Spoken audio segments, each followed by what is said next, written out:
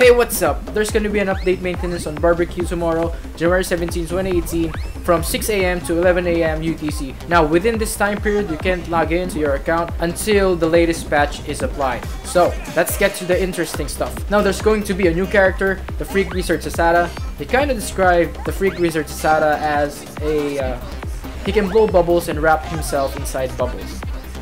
That makes sense. There's gonna be a new guild system where you can form your own guild and play with your guild members. Now it says there if you play with your guild members, so on top of playing with your friends, if you play with your guild members, there's gonna be incentives like more experience gained, more rewards gained, compared to just playing with your friends or playing solo basically. There's gonna be new functions as well as the bag function where you can store and select items, and shop where you can buy items. New grade Barbarian King above the dragon. There's also gonna be 9 new pets included, and new visual effects for the Spring Festival decorations. Now details on the new character, the Freak Wizard Sasatta. I haven't seen really images or slightest of detail from the new character, so we're just gonna have to wait for the patch to give us that. If you want more updates on the game, you can always go to BarbarQ's Facebook page for more details.